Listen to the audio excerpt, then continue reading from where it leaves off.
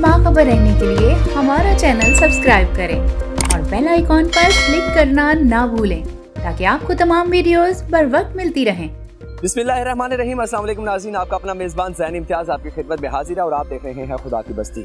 नाज़रीन, माजी में अपनी कलम के बदौलत हर उस तबके की आवाज़ बुलंद की जिसे हमारे मुआशरे में दबा दिया जाता है। हर उस तबके के मसाइल को उजागर किया, ना सिर्फ उजागर किया, आला हुक्मरानों तक उनकी आवाज़ बुलंद की, बल्कि अपनी कलम की ताकत के ज़रिए उनके मसाइल को हल करने की कोशिश में भी अपना अहम किरदार अदा किया है। हमारे साथ ऐसी ही बाहिम्मत खातून मलिहा सैयद मौजूद हैं और उनसे जानते हैं कि सहाफ़त की दुनिया को छोड़कर आखिर ऐसी कौन सी मजबूरी सामने आई कि आज वो एक स्टॉल लगाने पर जो है मजबूर हो चुकी हैं। जी अस्सलाम वालेकुम। वालेकुम अस्सलाम। क्या? अच्छा जी, ठीक ठाक दुआएं। मुझे ये बताएं कि ऐसी कौन सी मजबूरी थी जो सहाफ़त की दुनिया को छोड़कर आपने एक स्टॉल लगा लिया, खाने पीने की अशिया आप फ़रोख्त कर रही हैं?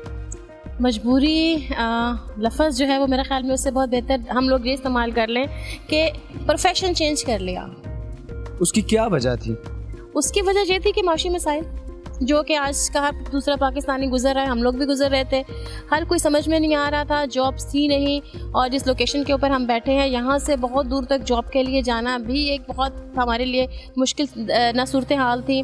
और जो ऑनलाइन हम लोग वर्किंग करते भी थे एज आ लिखारी, एज आ राइटर जो मैं वर्किंग कर भी रही थी, उसका ऑन टाइम मुआवजा नहीं मिल रहा था। ऑनलाइन काम का ऑन टाइम मुआवजा नहीं मिल रहा था।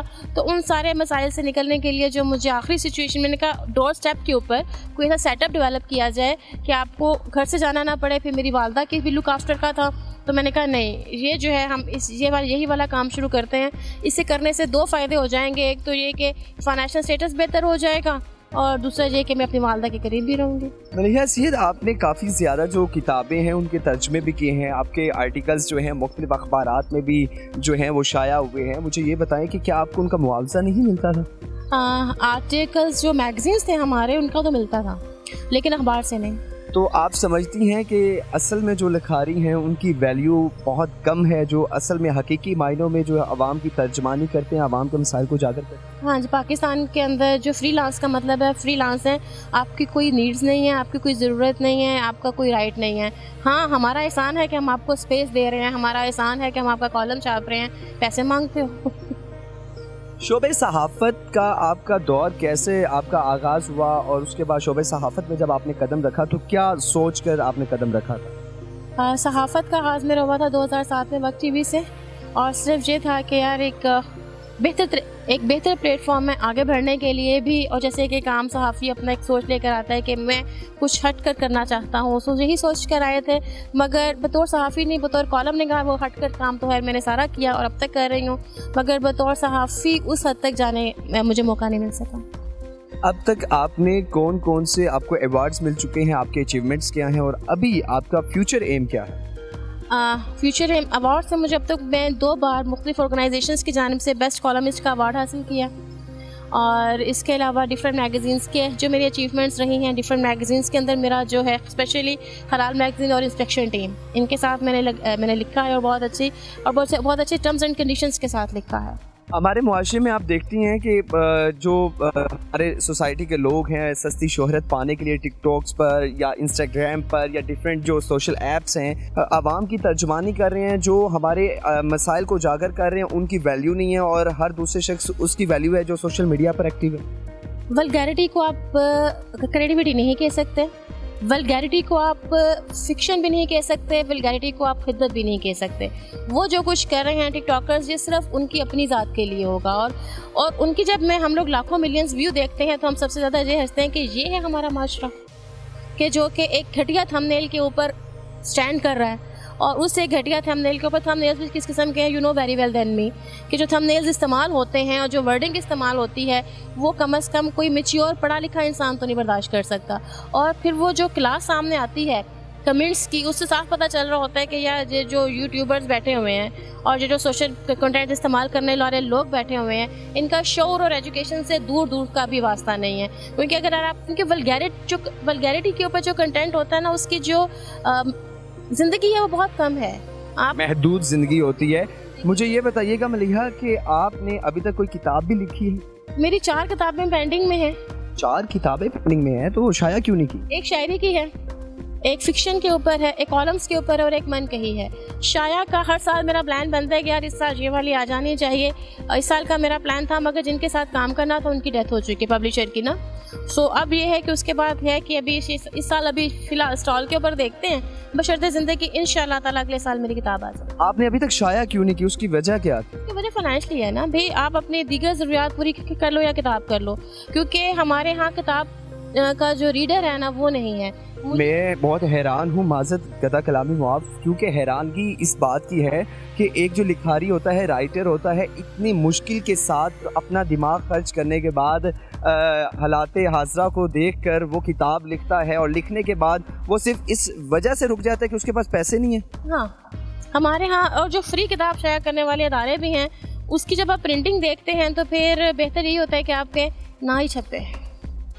तो फ्री किताबों के मेरे पास आए थे ऑप्शंस, मगर जो उनकी किताबों की एक तो फ़ॉन्ट इश्यूज़ और फिर टाइटल मेरी मर्ज़ी से सब कुछ, तो फिर मैंने कहा नहीं, मुझे जो अपनी मर्ज़ी की चीज़ लेकर आनी है वो फाइनेंस मांगती है। हमने देखा है कि फैशन शोज़ होते हैं, मुख्तलिफ तरह के इवेंट्स होते हैं, उनको काफ़ी ज़्यादा स्पॉन्सर मिल जाते हैं। तो आपको अपनी किताबों के लिए कोई स्पॉन्सर नहीं मिला जिसने कहा हो कि आपने इतनी मेहनत से किताब लिखी और मैं आपको स्पॉन्सर करता हूँ, आपकी किताबें जो है शाया कर? नहीं। क्या ये आप समझती हैं लम्हा फ़िक्रिया नहीं? शायद अब इन बातों के ऊपर सोचने का ना मेरा दिल ही नहीं करता, क्योंकि मैंने अपने हिस्से का काम कर लिया है जितना मेरे ज़िम्मे है। और अखबार के अंदर रेगुलर कॉलम्स आ रहे हैं, अभी भी अल्हम्दुलिल्लाह मशरिक़ के संडे मैगज़ीन्स के लिए लिखती हूँ, और जहान पाकिस्तान के अंदर मेरा रेगुलर जुमे को कॉलम आता है, और वो भी सोशल इश्यूज़ पर ही होता है। आपने एक स्टॉल लगाया हुआ है माँ जी चटखारा के नाम से, मुझे ये बताएं कि इसमें कौन कौन सी आइटम्स आप फ़रोख्त करती हैं और इसका पब्लिक रिव्यू क्या है? इसमें मेरे आलू चने की चाट है, दही फुल्की है, और चपली कबाब है, फ्रेंच फ्राइज़ हैं, रोल है, समोसा है। व्यूज़ अच्छे हैं क्योंकि एक तो हैंडमेड चीज़ है। कोई भी चीज़ हमने कोई भी इवन जो हम इसमें ऑयल इस्तेमाल कर रहे हैं, हम वो कर रहे हैं, हम अपने घर में करते हैं, हम डालडा ऑयल इस्तेमाल कर रहे हैं, ठीक है। हम कोई बाज़ारी घटिया ऑयल भी इस्तेमाल नहीं कर रहे, प्रॉपर डालडा का ऑयल इस्तेमाल हो रहा है। सो उसमें जब लोगों को एक साफ़ सुथरी चीज़ मिलती है तो फिर डेफिनेटली अल्हम्दुलिल्लाह सोसाइटी का रिस्पांस अच्छा है। कोई ऐसा हमें ज़्यादा प्रॉब्लम नहीं हुई। माजी की सिखाने से पहले हमें बड़ा डराने की कोशिश की गई थी, ये हो जाएगा वो हो जाएगा, तो हमने कहा था देख लेंगे। माजी की एक ताकतवर खातून सहाफ़ी आजकल एक स्टॉल पर मौजूद है, तो मुझे ये बताएं कि जब ये स्टॉल आपने स्टार्ट करना था उस वक्त आपके पास पैसे कितने थे और ये स्टॉल स्टार्ट करने का ख्याल कैसे आया? जब हम लोग अचार बना रहे थे ना, तो फिर हमने ये कहा कि यार अचार में कमी एंड बेशी हो, कभी ज़्यादा ऑर्डर्स आ गए, कभी कम आ जाते हैं, तो एक रेगुलर ना वे ऑफ इनकम अचार से हटकर होना चाहिए। तो फिर मेरे भाई ने डिसाइड किया कि हम लोग ना एक स्टॉल लगाते हैं, क्योंकि इतना तो थोड़ा हमारे पास था अचार की अर्निंग वगैरह से कि हमने कर चलो हिम्मत करते हैं अपना फिर स्टॉल शुरू कर लेते हैं। अचार का काम शुरू करने के लिए मेरे पास कुछ नहीं था, लेकिन अल्हम्दुलिल्लाह स्टॉल शुरू करने के लिए, क्योंकि ऑलरेडी हम लोग जनवरी से ना मैं और भाई घर के अंदर ही ना खाने पकाकर सर्व कर रहे थे। जनवरी से मैंने सर्विंग शुरू कर दी थी। मुझे ये बताएं कि जब आपने स्टॉल स्टार्ट किया था उस वक्त आपके पास पैसे कितने थे? उससे हम लोगों के पास तकरीबन 40-50,000 से।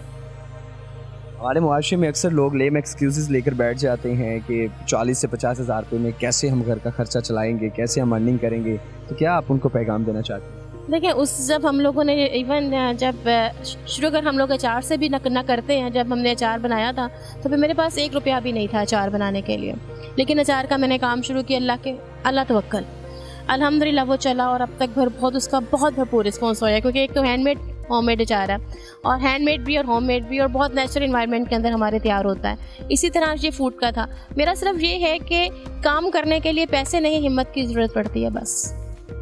हिम्मत तो यकीनी बात है, हमारे पूरी पाकिस्तान की सोसाइटी, पूरा मुआशरा आपकी हिम्मत को सलाम पेश करता है। मुझे ये बताएं, जब आप सहाफ़ी थी उस वक्त आप माहाना कितनी अर्निंग कर सकती थी? माहाना देखो, बतौर सहाफ़ी का मेरा ये होता था कि उस टाइम मैं नशाती इदारे के साथ भी काम कर रही थी और अखबार के साथ भी, तो सैलरी 20-25 हज़ार हमारी होती थी, और साथ नशाती इदारों से कोई एक्स्ट्रा 10-15 हज़ार तक मैं कमा लेता, यानी अप्रोक्सीमेटली 40 से 50 हज़ार कमा लेते थे आप। तो अब आपका चूँकि अपना बिजनेस है, तो अब आप कितनी अर्निंग कर लेते हैं माहाना? अभी सोचते ही नहीं है, क्योंकि अभी ये इधर आ रहे होते हैं, उधर जा रहे होते हैं, जहाँ से हमने उधार उठाया होता है ना, वहाँ पर हम वापस कर रहे होते हैं। जो आ रहा है वो वापस जा रहा है। अचार से आ रहा है तो सब्जियां खरीदनी, ऑयल की पेमेंट करनी, मसाला जात वगैरह, जार वगैरह, ये सब कुछ यानी जो आ रहा है अल्हम्दुलिल्लाह वो लग रहा है। उसके अंदर हमारे मकान का रेंट भी जा रहा है, हमारे दीगर अखराजात भी पूरे हो रहे हैं। यानी मीडिया से बहुत बेहतर हालात हैं। मीडिया से बहुत बेहतर हालात हैं। जब डाउन साइजिंग आई है, यकीनी बात है हर वर्कर काफ़ी ज़्यादा परेशान था, और सबसे बड़ी चीज़ ये है कि ऐसी बाहिम्मत खातून का होना हमारे मुआशरे में यकीनी बात है हमारा सर फ़ख्र से बुलंद करने के बिल्कुल बुलंद कर रहा होता है, क्योंकि उसकी रीज़न ये है कि इस तरह की बाहिम्मत खातून जिन्होंने अपनी मजबूरी को मजबूरी ना जानकर अपना काम शुरू किया, और ना सिर्फ काम शुरू किया बल्कि उसको आगे बढ़ाने के लिए भी अपना किरदार अदा कर रहे हैं। मुझे ये बताएं कि आपका फ़ाइनल एम क्या है? इस स्टॉल को आप आगे लेकर जाएंगी या आगे कोई? माँ जी होटल। माँ जी होटल क्यों क्या वजह है? माँ जी का लफ्ज़ क्यों इस्तेमाल कर? मुझे अपनी अम्मा से बड़ा इश्क है। अम्मा जी से इश्क है, तो अभी आपकी अम्मा हयात? अल्हम्दुलिल्लाह। तो कभी आपने अम्मा जी को कहा है I love you so much? मैं तो रोज़ कहती हूँ। सही। तो एक बात याद रखिएगा, जब हम बच्चे छोटे होते हैं तो हमें अपने पेरेंट्स की ज़रूरत होती है ना मोहब्बत की, कि वो हमारे, इसी तरह जब पेरेंट्स एज के अंदर आ जाते हैं उनको ज़रूरत होती है। मैं सुबह का आगाज़ अम्मी को मैं जगाती हूँ सिर्फ एक पप्पी कर, अम्मी उठ जाओ अब। सही। तो भाई बोल रहा है क्योंकि उसको पता है कि माँ को रोज़ की 100-200 पप्पियाँ होती है मेरे हाथ में। अच्छा। देखिए जी, यकीनी बात है कि ऐसी बाहिम्मत खातून का हमारे मुआशरे में होना वो किसी बड़ी नेमत से कम नहीं है। आप सब से भी गुजारिश है कि अगर आप भी किसी मजबूरी की वजह से आप अपना काम शुरू नहीं करना चाह रहे या कोई प्रॉब्लम आ रही है, तो ये स्टोरी जानकर, इनकी गुफ्तगू सुनकर आप यकीनी बात है अपना स्टॉल जल्दी से स्टार्ट करेंगे और यकीनी बात है अपने घर का बेहतर रोज़गार कमा सकेंगे। अपने मेज़बान ज़ैन इम्तियाज़ को दीजिए इजाज़त। अल्लाह ने के बाद।